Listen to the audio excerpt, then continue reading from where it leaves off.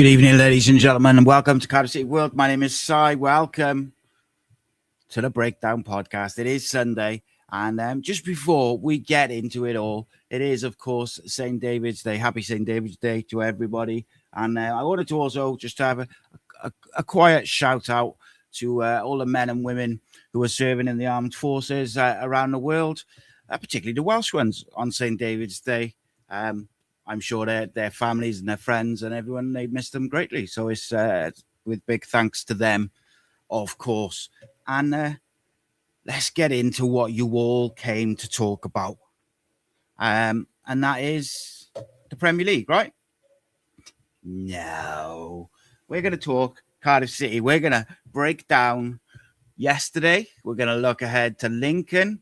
And, of course, we're going to talk about our young players and the absolute ridiculous quality that they've shown just throughout the season. And honestly, technical ability aside, like work rate aside, just desire to play for the club, all that stuff aside, I've got to say, right, the mentality of this squad, when you compare it to where we were even 12 months ago, like it's not even night and day. It's like a whole different football team. And I understand that a lot of the players have moved on, but even the players who are still there from last year, that the attitude, the energy, the mentality is just different. And every time we've had a bad performance this year or a bad result or something just hasn't quite gone our way, whether it's been really, really bad, which I think last week was bad, defensively at least, the reaction has been just unbelievable. But I said last week on the breakdown and a few other shows, like, football is so built on momentum during games and small moments.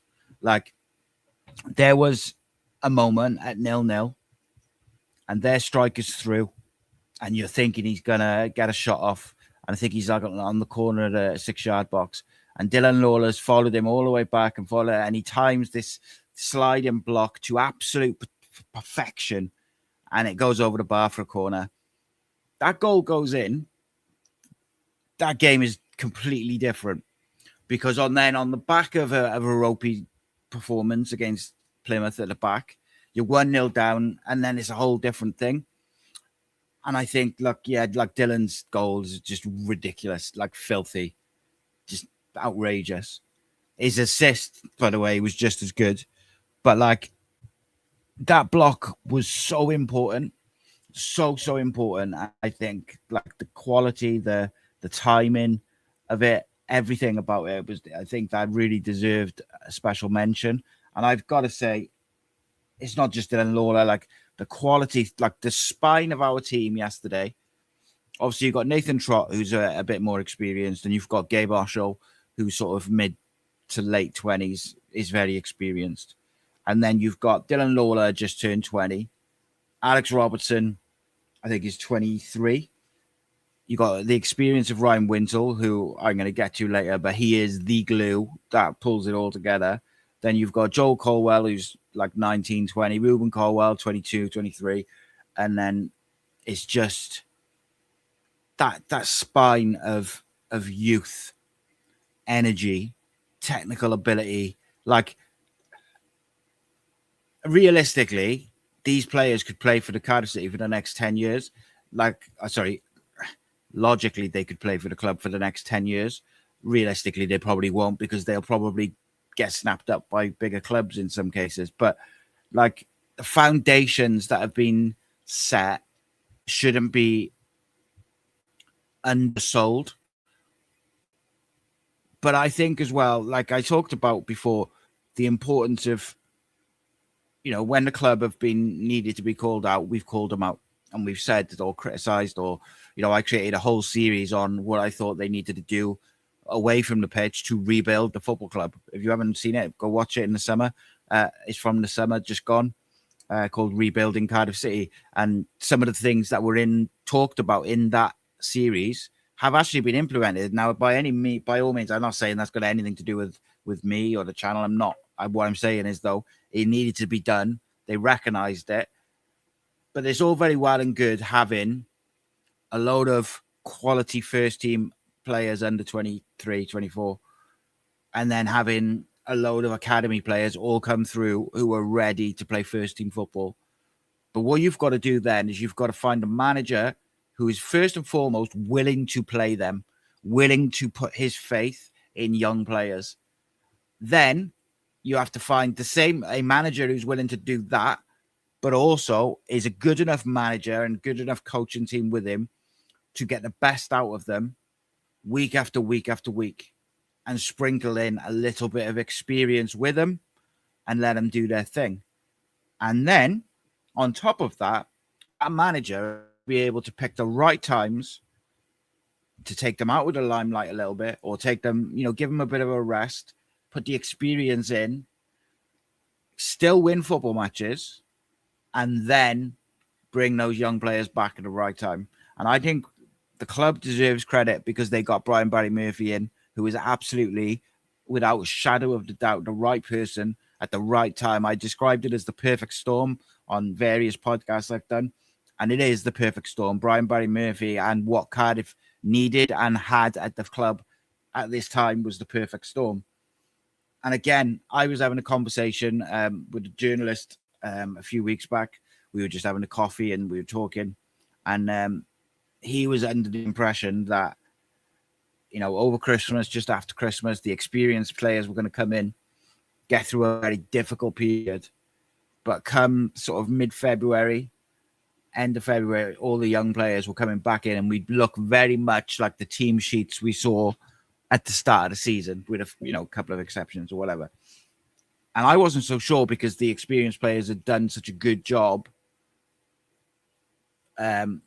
sort of in that period, particularly away from home in some difficult games. And I'm just absolutely thrilled with everything which is going on at this football club at the moment. And I thought yesterday in particular, I thought we were just phenomenal. From top to bottom, I thought we were so good. There's little things you could pick at, like there was a moment when Nathan Trott rolled it to Gabe Osho in the first half, and Gabe had a striker like right on his back. He didn't know he was there, but Trott only was there. And I that's little mistakes like that can cost you. Small moments. We got away with it. And then from that moment on, pretty much, I thought I was speaking to, I spoke to a load of people yesterday, and thank you so much, by the way, to everybody who came and said hello. Too many to mention, just so many people. It was humbling and it was cool and it was fun. But I was speaking to Ben from View from the Ninian at half time, and we both sort of agreed that we just thought we were a little bit sloppy in possession, but we were just far too good for Doncaster. And I sort of made the comment that in the last couple of games, I felt we were a little bit sloppy in possession, and you just feel like if we could just get that sorted, we're going to fly. And second half, we were not sloppy and we were phenomenal. But the quality of that first goal and by the way, when I say sloppy, we weren't bad, we were decent, but we have the ability and we are better than that in possession.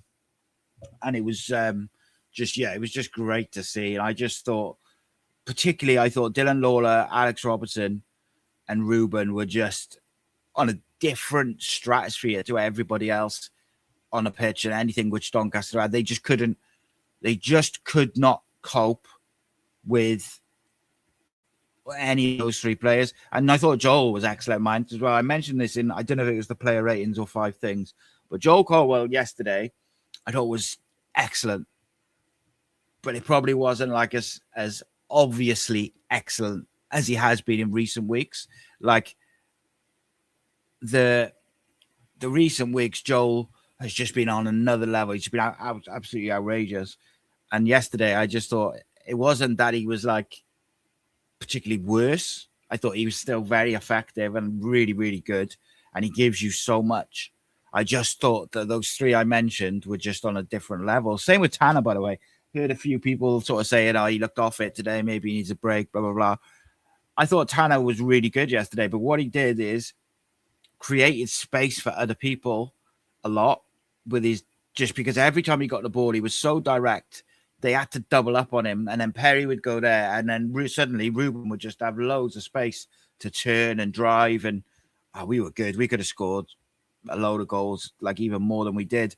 Yeah, I thought Scanlon looked really sharp, and again, I see people kind of criticizing Joel Bagan, and I don't really understand it. Like, I thought defensively he was very good. I thought attacking wise, he didn't get forward as much as we've probably seen him recently, which I don't mind away from home. But I also think Joel needs a break. Like, I do think he needs a week off. Now, I know we haven't got a game till next Saturday. It'll be interesting because I thought Scanlon looked really sharp and really, he's so quick. And even if a winger does get half a yard at him or gets past him briefly, he's back on him so quickly. So, yeah, it'd be interesting what we do with the team next week because we have so many options, like so many options. You look at the team which started yesterday. No, in that starting 11, no Omari Kellyman, who's been easily one of our best players for probably the last couple of months. No Chris Willock, who by and large has been excellent this season, and particularly in that sort of period after Christmas, he was very good. Yusuf Salic not in the squad. Will Fish on the bench, who's been one of the best defenders in the league all season. Isaac Davis not in there. Like, so many, like when all those players are back, so many options, and obviously we're not playing a keeper on the bench, which gives me a bit of anxiety. But on the other hand, you're trying to get as many options for the manager on the bench as possible. Now, Lincoln will be another thing next week. They're going to be physical and they're going to look to be set pieces. And I was speaking to someone yesterday. I forget who it was. I apologize to you greatly because I can't remember who it was who said it to me. But they were saying next week against Lincoln, we should bring the advertising hoardings like half a yard closer to the pitch. The ball boys half a yard closer to the pitch. Make it really crammed so they can't get those long throws in. Everyone else does those types of things. Like, why shouldn't we? However, I will say it is my personal opinion, my honest opinion, and this might come back and bite me on the arse, and I'm all right with it because I believe in this manager and this team so much. But I believe that if we just go play our game and we're at the top of our game and the team has the right balance in selection, we will have too much for Lincoln.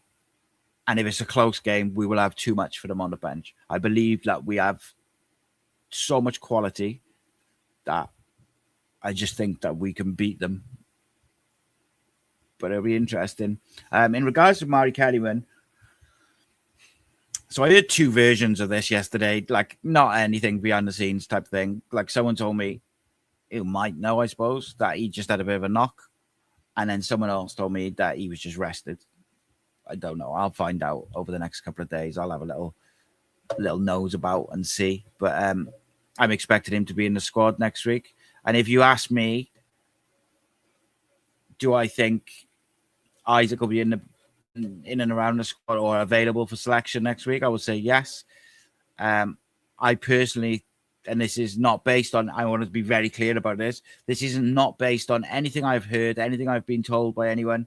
This is purely a little hunch, a little guess on my opinion. But I believe Yusuf Salic will be on the bench next week. That's just a guess. And I think that gives you such a lift, I think, psychologically for Lincoln. It's a real negative as well. So my thing with the teams and how they view us, they all have been impressed with the way we play, right? I understand that.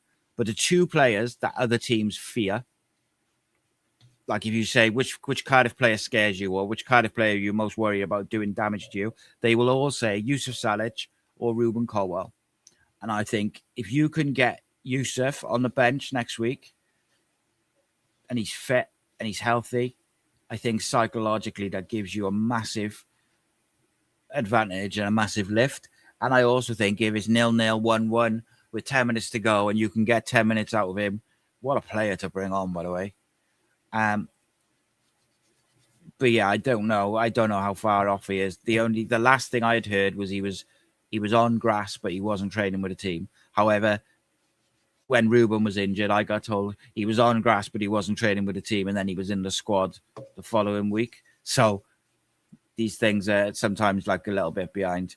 The crowd is going to be massive next week, like massive. I wish we could bottle up the away fans' atmosphere for all the away games and take that to the Cardiff City stadiums, because the away fans, they just do not stop singing. It is just constant. There's no negativity. There's no moaning and groaning. It is just, it's like, it's all about just the team and doing the best. I haven't got a mouse mat and I can't move my mouse, is why I keep fiddling. So I do apologize. Someone suggests something that you can use as a mouse mat. Should we use? Excuse me. I've forgotten what I was saying now. Let's use Willie Boland's face. Willie Boland there. What a beautiful man. That was such a good live event, by the way, if I do say so myself. I'm still, I think I mentioned this on a video. We're still hoping to announce a really big live event very, very soon. It's just one of those things. Just trying to work out a date at the moment. We had a date and then it all looked good and then we had to pull it out. So, yeah, but then equally, it was on my wedding anniversary as well, so I wasn't too disappointed. And by the way, Kean Ashford again yesterday. Again, like you heard with Ashford, I saw people in the first half. Like I had a little look at social media at half time, and people saying like, "Oh, he's got to come off. He's no good. He's not strong enough." And I'm like, I sometimes wonder if people are watching a different game. Or, you know, in yesterday's case, I thought, maybe he just looks different on TV to what it looks like in the ground. But he works so hard and he's just up and down. He does so much defensive work. But on the ball, he's so clever. And what he does, what Kean does, like majestically, is create space for other people. He's so clever at picking a time to drift into the number 10 position. And then Bagan or even Robertson will circle around at the outside and would create that space. And I tell you something, picking that team next week is going to be mental, absolutely mental. Yeah, Reese just saying there about let's encourage as many people to get down there as possible next week. Yeah, unfortunately, it's on Sky, innit? So people tend to watch it on Sky, sadly, and it's a lunchtime kickoff. But I really I put a part of the vlog I clipped up earlier, and I said, like, please, if you're a Cardiff City fan, just get down the stadium next week, support this gifted team. It's a massive, huge game, and yeah, it's just great stuff. Matt, if you're still in the chat, mate, is there any chance that you can jump in and chuck some comments on the screen for me? Because I can't. My mouse is not working, so I can't do anything. If you can't, don't worry about it. I'll try and just grab them as they're coming through. But yeah, let me know what were your thoughts on yesterday? Like, honestly, like, how good do you think Cardiff were? And if you're picking a team now, would you go with Lawler, Robertson, Joel, Ruben, like Kellyman? Like, would you go with the younger players with just Wintle, like we did at the start of the season? Would you keep Osho alongside Lawler? I thought Osho, the interesting thing about Osho yesterday, right, was he was kind of just there. Like he didn't draw a load of attention to himself. And I like that. Like, he just quietly went about his business. Experienced player alongside a young player. The young player takes all the plaudits, and of course he will with the goal he scored and the assist. But like the way Osho just went about his business, I thought was really, really great. And yeah, it was just a pleasure. And I really thought Osho, I think I mentioned a couple of weeks back, like Osho and yeah, mate, if you can circle right back to the start of the comments, because I haven't done any, and kind of just work through them, if that's okay, mate, please. Yeah. Osho, I just thought he was just quietly went about his business, and I thought he was really, really good. And I kind of like that partner. But I'm a Will Fish stan, innit? I'm all about Will Fish. I think he's been one of the best defenders in the league this year, not just out of us, but everyone. And I really believe that Osho and Lawler is a great partnership, but Fish and Lawler, mate. JT says, still think we made a mistake signing Tyra instead of a striker in January. He's probably regretting the move. I was concerned before kickoff with no Kellyman, Davis, Salic to be in the 18. Yeah, I mean, it's difficult not to be concerned when you're missing that standard of player, but I don't think with that, you think about what we've done with no Salic in the side, and Robinson's barely started. We have scored so many goals. So I don't think there was a need, even with hindsight, I don't think there was a need for a striker. Salic will be back. Robinson will hopefully go on a streak now, like he normally does, score 5 and 5. You've got Ruben's back. You've got Kellyman. I thought we were so fluid yesterday, unreal. Graham says, I need a cup full of Joel's energy on, mate. Don't we all? I am flagging today it was a long ass day yesterday. A lot of driving, but it was so worth it. It was my boy's first away game as well. But I've got he's not watching, so I can say this. We got him he got a program. And I've already arranged to get that all signed, and he's having I'm getting the Cardiff City World shirt signed for him by the team, and going to frame it with a program for him as a nice little surprise. So that'll be cool. Mark Cox, great to meet you yesterday, Mark. Thank you so much for saying hello as well. Really appreciate you, my friend. If Van Dijk or a top Premier defender scored a goal like Lola, it'd be all over the news. Yeah, I mean, in fairness, Sky Sports did retweet it and stuff, but yeah, people from other clubs are always going, the first thing they say, oh, look at the terrible defending. But you're talking about a 19, 20-year-old picked up the ball on the edge of his own box and literally dribbled the length of the pitch and then just stroked it in the bottom corner. I don't care about the defending. This is professional football. It's not Sunday league. It's not non-league. It's professional football. And he just did a Maradona against England. It's just incredible. And it's not the first time he's done it this season. Dan, yes, mate, how are you? Says, I'm going to sing the praises of Alex Robertson again. What a footballer he is. Movement for his goal was top class finish as well. Yeah, mate, you're speaking to the converted. He is, he's unreal. He's another one, mate.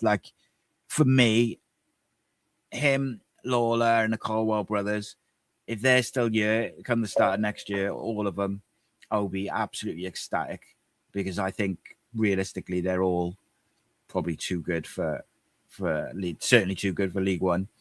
Martin says, our organisation was superb yesterday, provided the backbone for the performance, confidence gained from having a plan. Yeah, BBM got the balance right, and I will use that as the opportunity actually to sing the praises of Ryan Wintle, because look, Alex Robertson is an unbelievable footballer. Ruben Colwell just come back from injury and just looks electric. Joel Colwell has been sensational for since he came back into the starting 11. Dylan Lawler was just outrageous yesterday, defensively and on the ball. But Ryan Wintle's the one. He's the glue. He's the one that allows, and Tanner and Ashford, and Wintle is the one that allows all of them to do their thing. And we saw last week, not that it falls apart without him, because I do think there's a way you can set up a structure without him and have Robertson in the six for certain games. But by and large, this season, we absolutely need Ryan Wintle in there to allow Alex Robertson to be at his best, which in my opinion is a box-to-box 8, and Joel Colwell because when you've got that double pivot of those two, it allows you, if you've got Joel in the team, you can give Joel free reign to press and literally just be everywhere. And he is everywhere. And then when you get Ruben in there as well, is scary good. And we're going to get to a point, how can we get into everyone now? How do we get everyone in the side?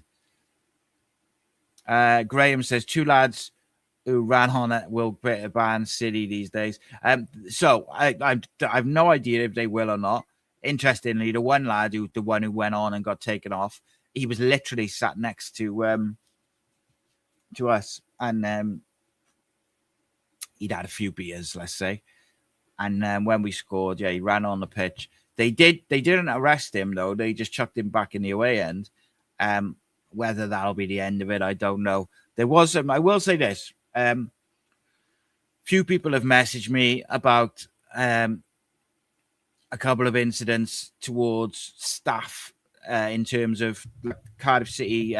Someone from the Disabled Supporters Association was called an offensive name, an unacceptable name in 2026, and apparently was physically struck as well. That's really sad to hear. Apart from anything, it's just the sheer amount of work that these guys do, to get supporters to away games and stuff. But this particular fella, like, he flipping, works for the Disabled Supporters Association, and I just think, I'm all for having a drink and a crack and having a great away day, and if you're not driving, you can have a good old drink all day and have a time of your life. But I still think you've got to act a certain way. And that also, that includes, look, I get it. People are young and they do stuff. But if you're going to go on the pitch, you're asking for a lengthy ban from football matches. And, you don't want that at the end of the day. Like, I want to see these youngsters go into home and away and having the time of their life and watching Cardiff City be successful, not paying a price for having one too many drinks and doing things out of character or doing things that they shouldn't be. So yeah, that was took a little edge off it, but these things are few and far between, thankfully. Gavin says we've got 6 games in March. That's potentially 18 points on top of the 72. And that's 90 points on the board by April the 1st. Wow. I think I said last week, Gav, if we win if we'd won 6 of our last 12, Bolton, Stockport, etc., would literally have to win pretty much 11 out of 12 games to even get close.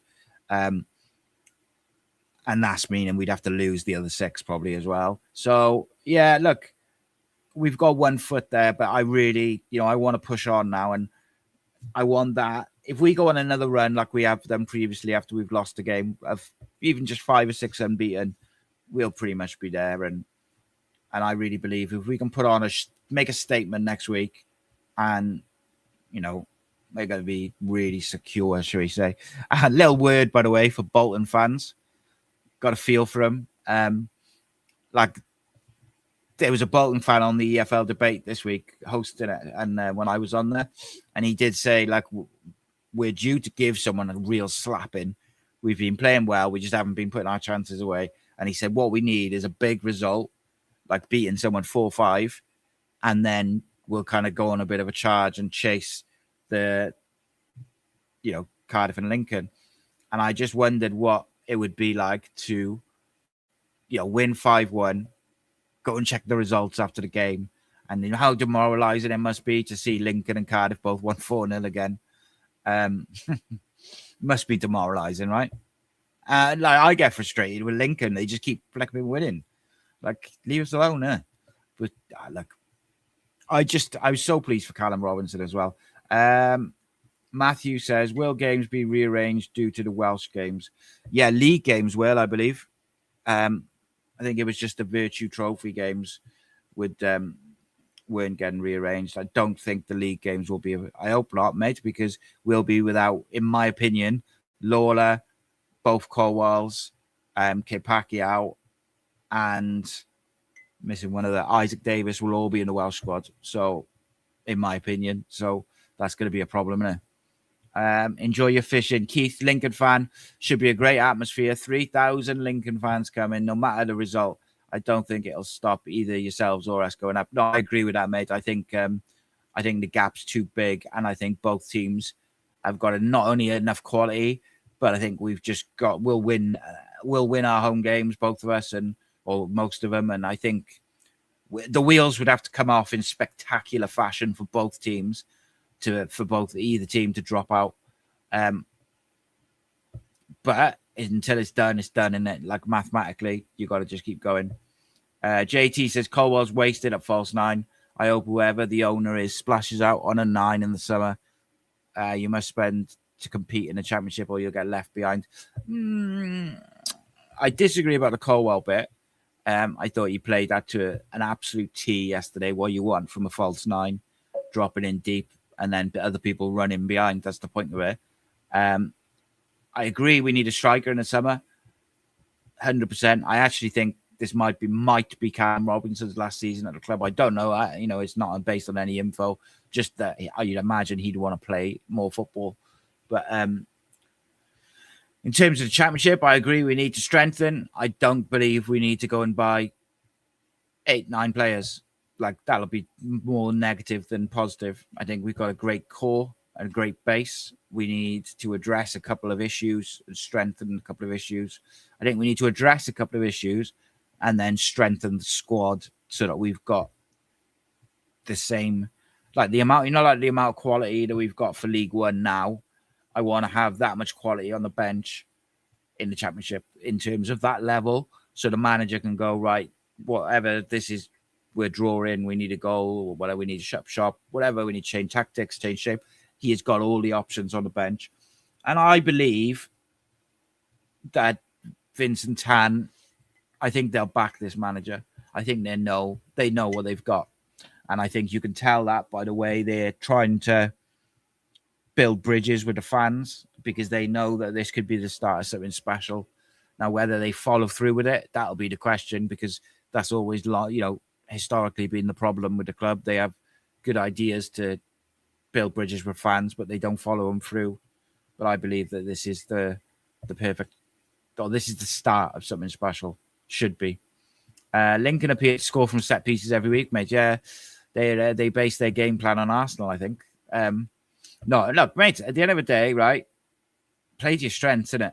But I do agree, if I'm Brian Barry Murphy this week, I'm drilling us on long throws and corners a lot. But equally, as I said at the start of the show, I believe that we have enough quality to win that football match.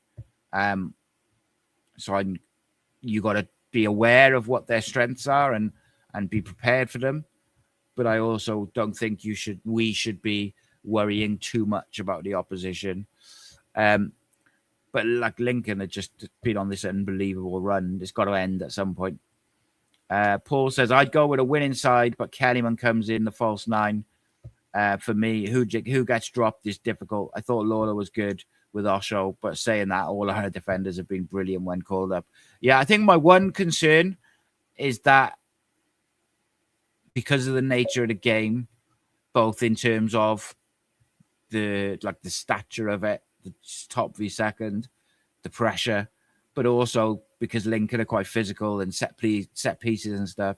I do worry that he might revert to Chambers and Osho again. Excuse me, Chambers and Osho again. Like, for me, it's got to be either Lawler and Osho or Lawler and Fish. That's just my opinion, though. But people might disagree. Sue says, I'm hoping Fish starts. Would like to see both Colwells, Robertson with Kellyman. If Winter's fit, first name on the team sheet, though. So how do you fit in both Colwells, Robertson and Kellyman then? I'm interested. Does Kellyman go out wide? Do you go super aggressive with a box midfield, 2 10s? There's ways to do it. If you play Scanlon on the left, you could do a box midfield. But you sacrifice a bit of shape, and I don't know if this is the game for it. But yeah. Sue says, I just wish we could find a way to make Fish Welsh, get him in a Welsh squad. When you speak to him, he is not. He's got a proper Northern accent. I asked him how his knee was when I spoke to him, though, and he said it's really good. So that was good to hear. Jamie says, think Lincoln's centre-backs did a great job on Salic in the reverse fixture. Would like to see Colwell and Kellyman both start. Yeah, mate, do you know what I think would work particularly well? Is Ruben, and I don't know if Ruben and really you want Ruben and Kellyman both kind of dropping in, and then Joel and Alex going the other way.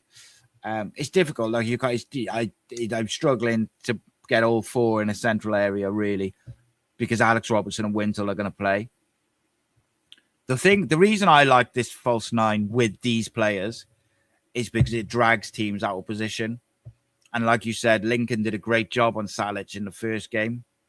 And I think having a Kellyman or a Ruben or a Joel as a false nine, you drag the centre backs out of position, and then you get like a run like Robertson in behind. And as long as you've got the players to find those runs, it works to a T. And you can also use the white players as well.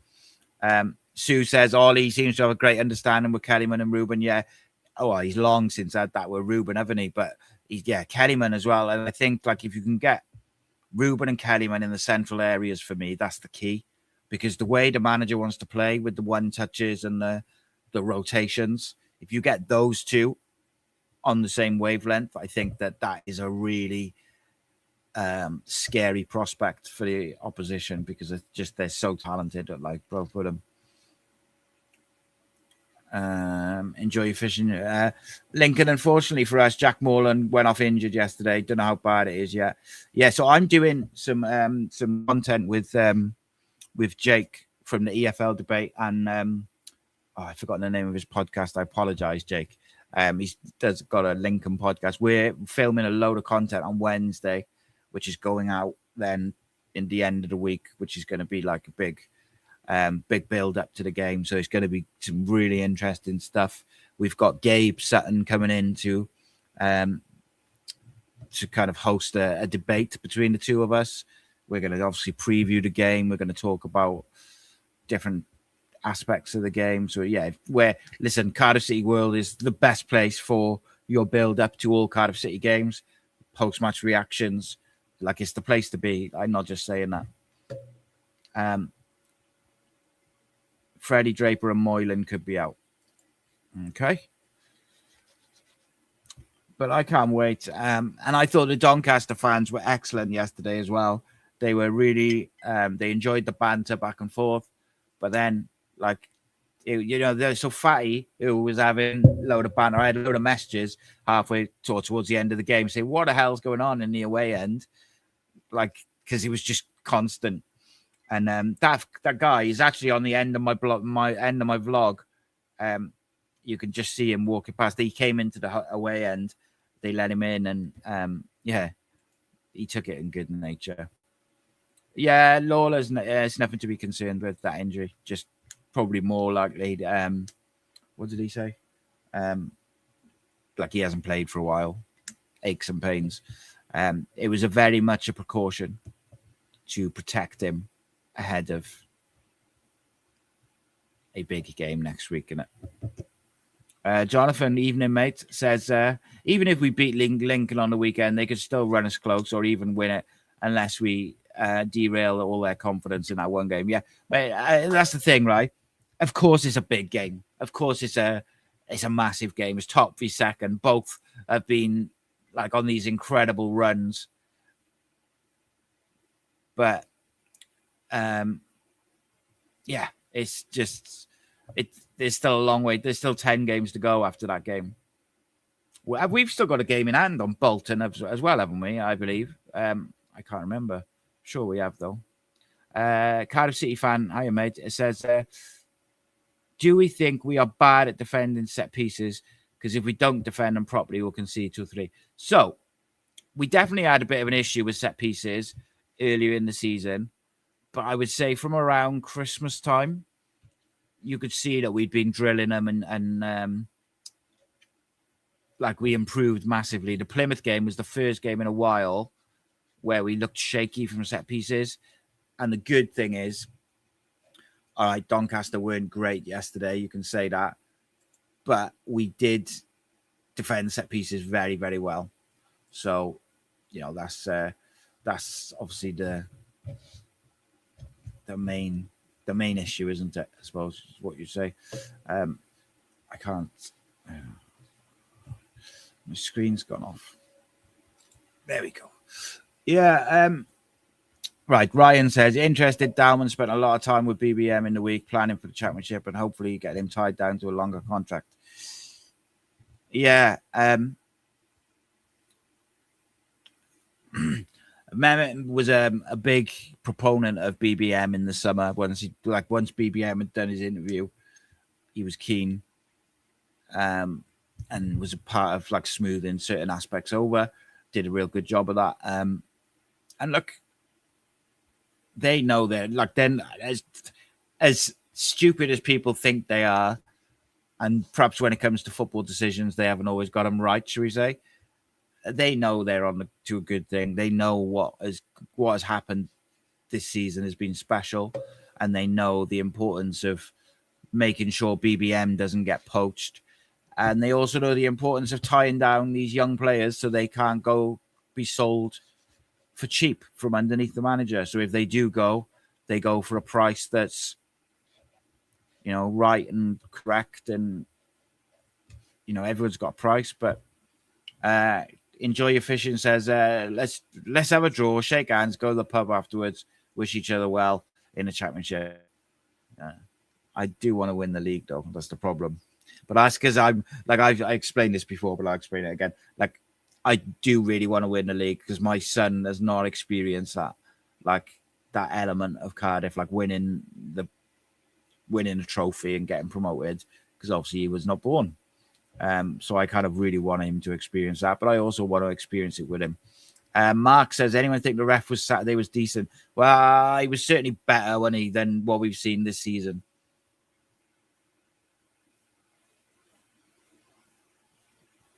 Oh, excuse me. So earlier on, I posted the bit on the vlog where I described Dylan Lawler's performance, and it was right after the game. I dropped some expletives. Got a bit carried away, which is, look, this is why I don't do the post-match stuff. Other than the only ones I do is the ones in a professional capacity for Dragon Sports and stuff like that.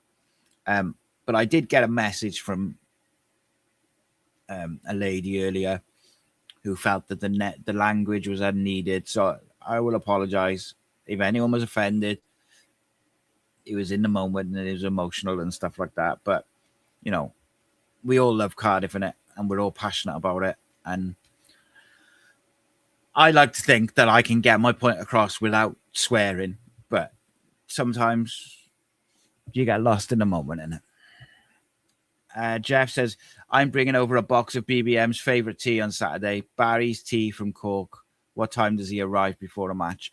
I think about 12:30, mate, but I don't know that for sure. I can find out for you, though. And I can probably help you get them to him as well, if you would like. Just send me a message.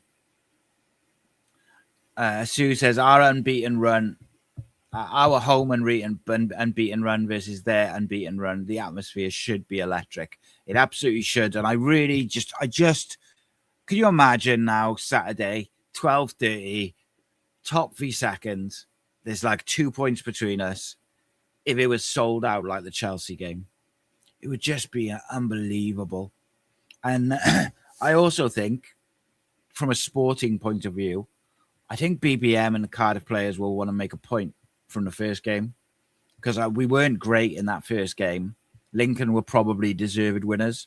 And I think that those players and the manager will want to make a point of, showing who they really are. 1927 GB says, with Lincoln, you go with 10s. Footballers with runners off them. Use the big pitch at City to move the imps around. They have to fight, and then aerial battle. Don't play into the hands. Exactly that, mate. Exactly that. And, I look forward to the tactical showdown as we break it all down, like, tactically, and we look at it. But that's clearly one of the elements that I'll be looking at, is if we'll be better off going that route. And I believe we will. I believe it works really well for the players and the profile of players that we have now against most teams. It doesn't always work, but I think generally, as long as you've got Joel Colwell, Alex Robertson making runs that break lines when the players drop deep, when the false nine drops deep, or the wingers going in behind. Kean Ashford got in behind a couple of times yesterday as well. Like, it works really well with the players that we've got. And I think you add Scanlon in there, or Isaac. Remember, Isaac hasn't really played this system. He's been out for a few weeks, and he was on the bench before that, and then he was coming on up front. I think this system with the false nine really suits Isaac Davis, because Isaac can just slot in, come in off the left, get in behind, use his pace.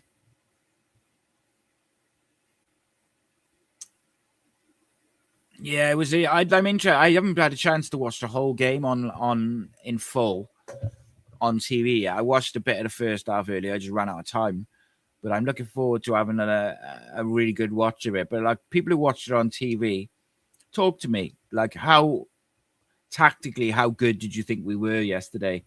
Like, did we move the ball quickly? Did we move it? Was there any elements of it that you'd like to see improved, or was it a very, very like? Because it felt like to me, and it's always different when you're watching away from home and you're like behind the goal, because it is what it is, isn't it? Christ the King, I know, mate, isn't it? Do you know what I mean? But like, it is what it is, isn't it? I don't want to upset no one. That's my thing. Is like I'm not about that, but equally, come on. So the pitch was absolutely terrible. I got it on. I was going to see if I could put a photo up. I took a photo of the like from our where we were behind the goal in the corner, and like it's all even before the game, it was all like torn up, and I was just like Jesus. But that's what you've got to deal with, isn't it? Like that's what you've got to. Every week, every game is a different test of your tactics, your mentality, your concentration, and your application. And when you play on these types of pitches, it's a new test of your concentration because the ball's going to bobble over your foot. So your first touch has got to be even better than normal. Teams like Plymouth yesterday are going to be in your face and physical. You've got to deal with that. The atmosphere gets good, then the moments get nervy. But Lincoln have got to deal with that next week. And this is what I'm thinking. Like Lincoln is an interesting one because as a club and a team, they haven't been involved in this high pressure kind of title race situation.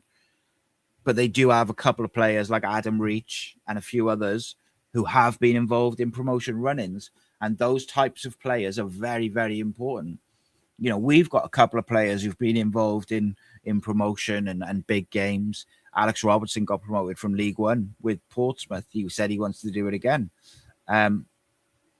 But each game is a new test. And the hard thing sometimes when you're winning games like we have been is finding the repeated motivation to keep going and winning and doing that because you almost get a bit lax mentally.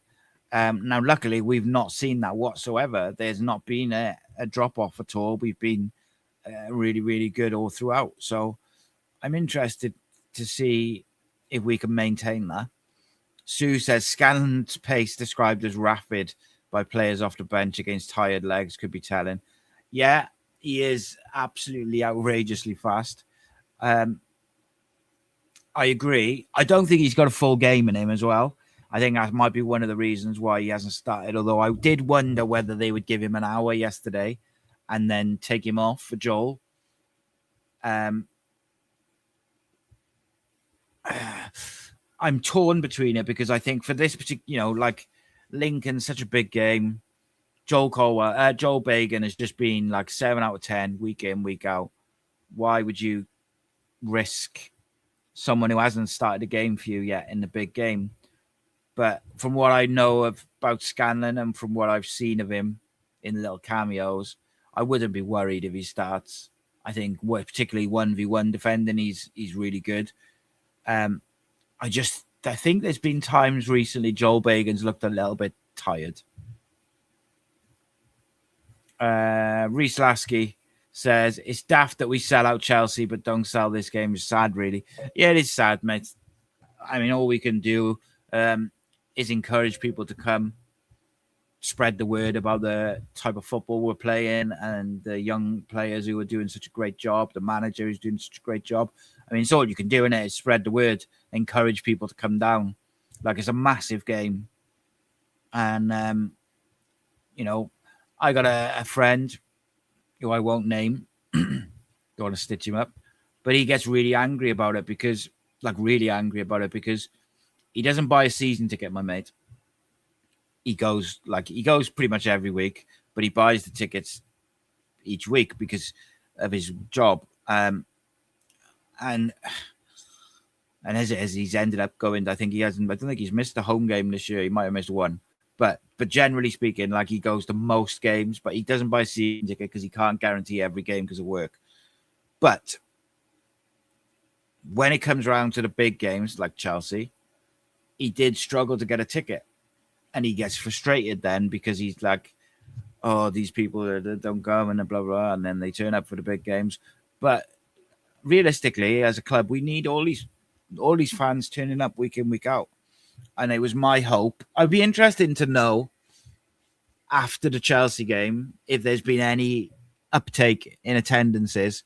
So, like, did people come to the Chelsea game after we'd had a good start to the season, quarterfinals of the Carabao Cup, and then saw the way we played against Chelsea?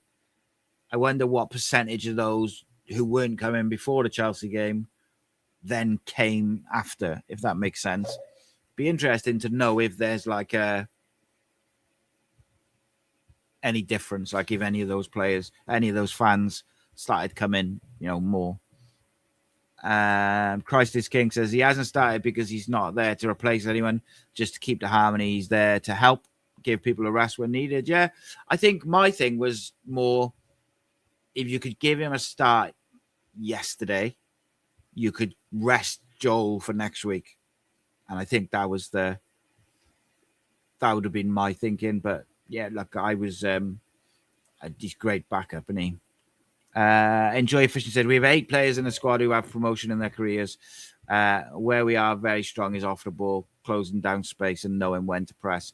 Yeah, I'm going to have a real deep dive into it tomorrow, probably afternoon. Once I finish up at the radio station, I'm going to go and watch a couple of Lincoln games and watch like extended highlights and stuff for the last few months. I did watch a game. What did I watch them against? Who did you play 2 weeks ago when you won 3-1 or 4-1? I think it was. I was really impressed with the wide players. Thought they were very, very dynamic, and they closed the space on the fullbacks really quickly. So a couple of times the fullback thought he had more time, and then he just lost it. And I think, we're so good on the ball, and I think the interesting thing is Lincoln are quite good at pressing selectively. They don't just do what some teams that just go like all out. They sort of press selectively. They wait for certain triggers, like wrong foot or heavy touch or whatever, facing the wrong way, facing closed way. So it'll be like a battle of who gets it right almost, because Cardiff will always back themselves to play themselves out of trouble, like in play through someone's press, and Lincoln will press. And then it becomes a little mini game within the game of, if we play through them, we get the desserts of that. And if they catch us out, they get the desserts of that.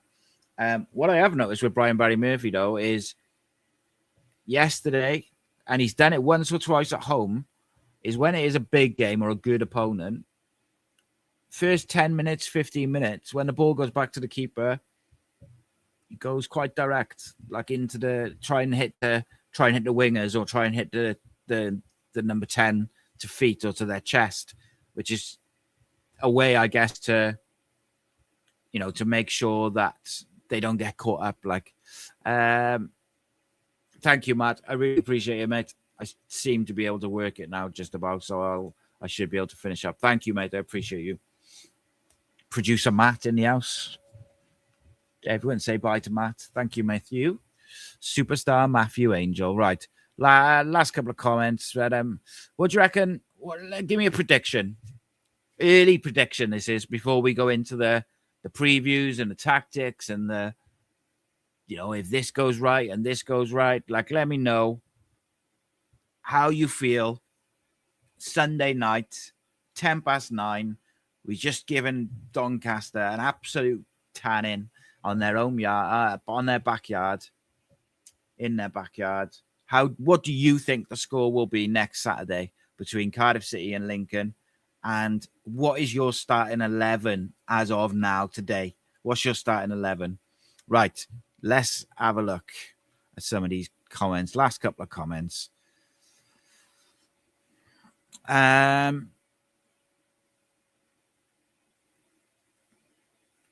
Okay.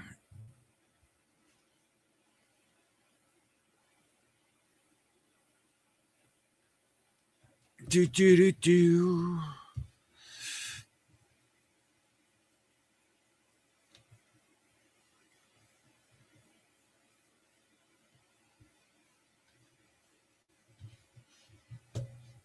It's a big game against Lincoln, like on Saturday. It's one of them, but it's not like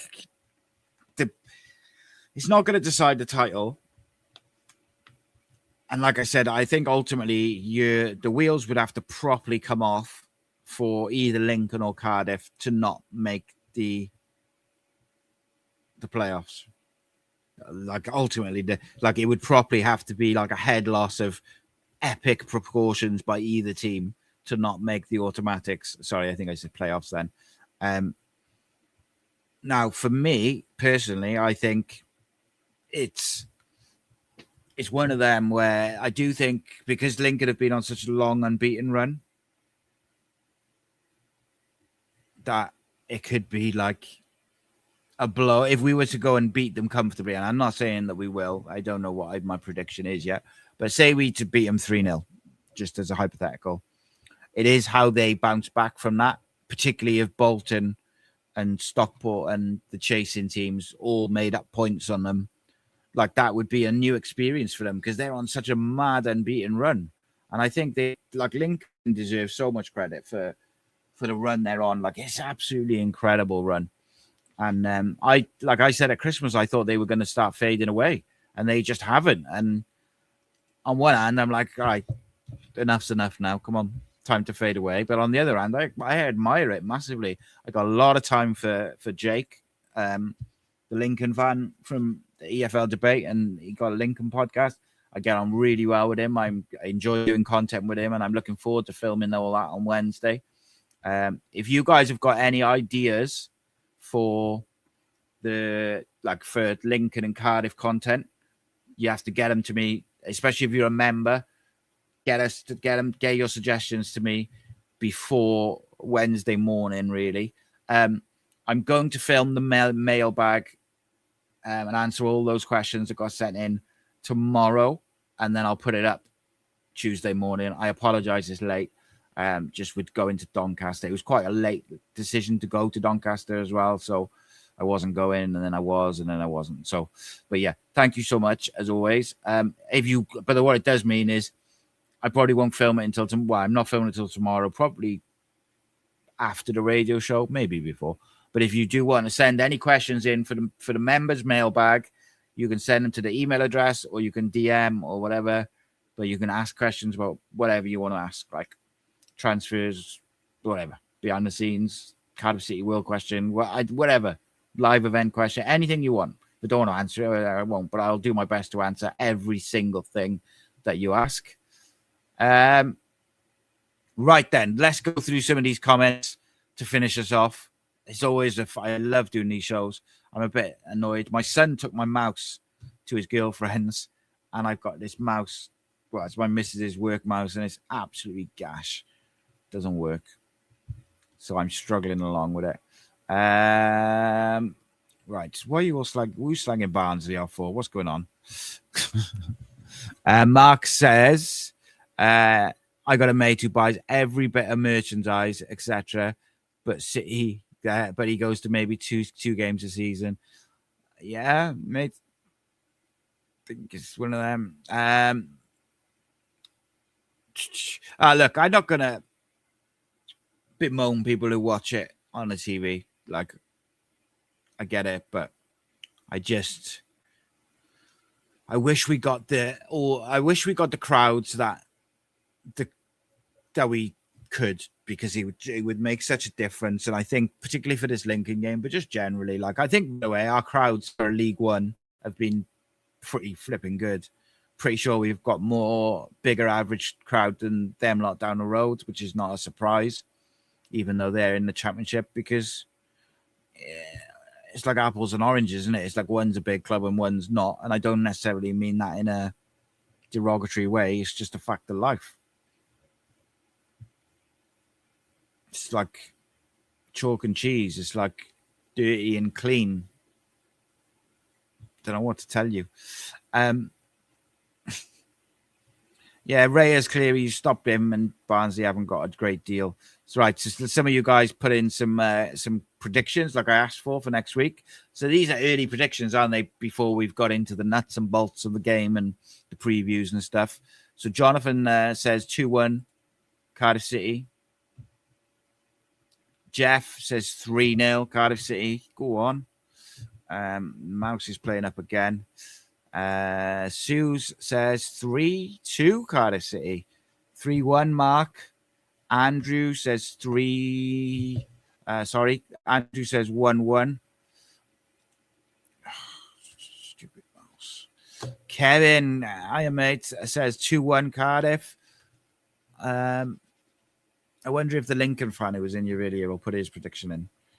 He'll be like the one person who thinks Lincoln will win in this chat or predicts it. Look, I'm not underestimating Lincoln by any means, but in my opinion, Cardiff City are the best team in the league, and I think if they play as well as they are able to play, they should win the football match.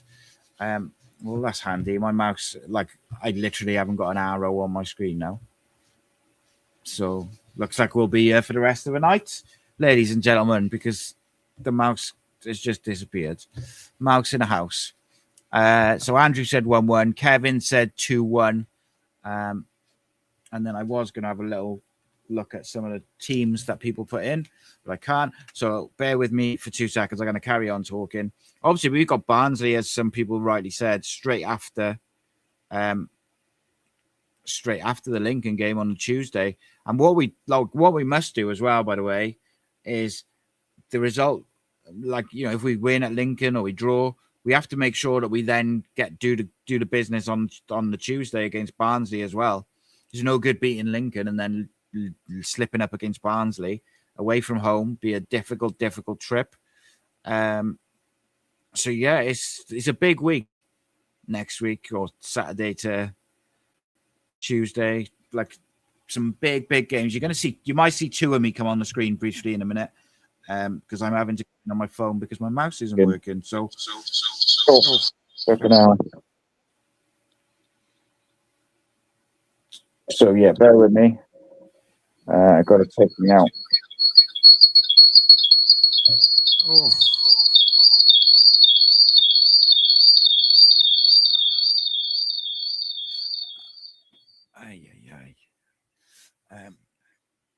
Sorry guys, I really apologize. It's because I don't have a mouse. Right, that should. He says it should be better. Right.